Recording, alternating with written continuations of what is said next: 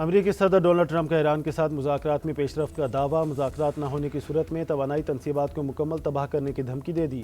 کہتے ہیں امریکہ ایران کے پارلیمانی اسپیکر محمد باقر کالباف کے ساتھ مذاکرات کر رہا ہے۔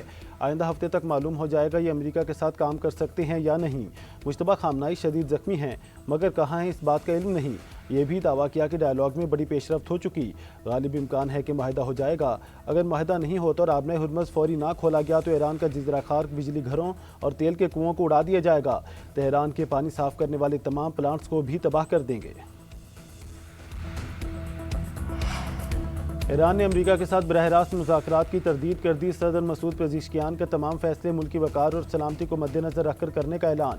کابینہ اجلاس سے خطاب میں کہا، جنگ ختم کرنے کے حوالے سے کوئی بھی فیصلہ قومی مفادات کے دائرے میں ہوگا۔ ایران اپنے شہریوں اور قومی مفادات کے تحفظ کے لیے ہر قدم اٹھائے گا۔ ادھر ایرانی پارلیمنٹ کے اسپیکر محمد باقر کا کہنا ہے، دشمن اپنی خواہشات کو خبر بنا کر فروغ دیتا ہے۔ دشمن ہماری قوم کو دھمکیاں دے کر بڑی غلطی کر رہا ہے۔ اگر وہ ایک کو ماریں گے تو کئی واپس لے کر جائیں گے۔ ایرانی وزیر خارجہ عباس عراقچی کا کہنا ہے، ایران سعودی مملکت کا احترام کرتا ہے اور اسے برادر ملک تصور کرتا ہے۔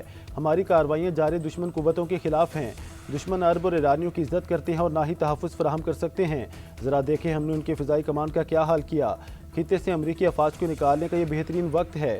عرب ممالک کو نشانہ بنانا ہمارا مقصد نہیں، دشمن کے لیے واضح پیغام ہے۔ ایران کے خلاف جنگ کے اخراجات میں خلیجی اتحادی ممالک حصہ ڈالیں۔ وائٹ ہاؤس کی ترجمان کارلا لیوٹ نے امریکی صدر ڈونلڈ ٹرمپ کی خواہش سے متعلق بتا دیا۔ پریس کانفرنس میں کہا، ایرانی توانائی ڈھانچے پر حملے 10 دن کے لیے مؤخر کیے۔ ایران کا امریکہ کے ساتھ معاہدہ کرنے کا اچھا موقع ہے۔ امریکہ جن سے بات کر رہا ہے وہ پچھلے رہنماؤں کے مقابلے میں زیادہ معقول نظر آتے ہیں۔ اگر ایران اس موقع کو رد کرتا ہے تو امریکی فوج تیار ہے۔ اب تک 11,000 سے زیادہ اہداف کو نشانہ بنایا گیا۔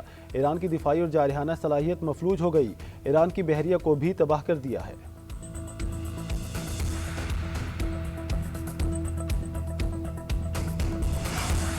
مذاکرات میں پیش رفت کے باوجود امریکہ اور اسرائیل کے ایران پر وحشیانہ حملے جاری۔ Military headquarters, police stations اور رہائشی علاقوں پر بمباری بارود کی برسات کر دی۔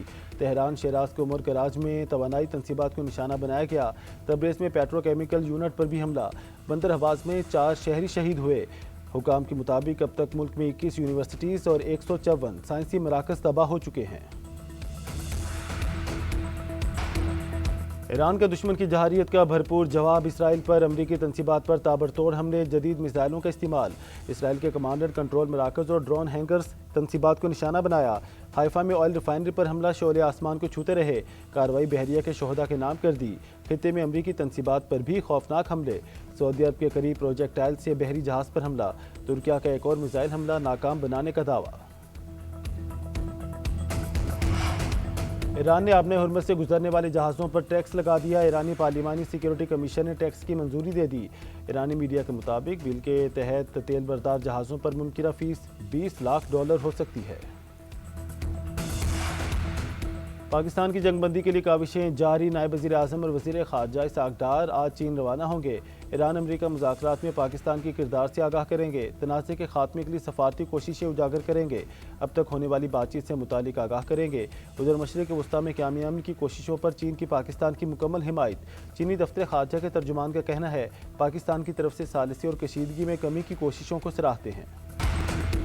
اور پاکستان کے خلاف بھارت کی ایک اور فالس فلیگ آپریشن کی سازش بے نقاب۔ مصدقہ اطلاعات کے مطابق بھارت ایک اور فالس فلیگ آپریشن کی تیاری کر رہا ہے۔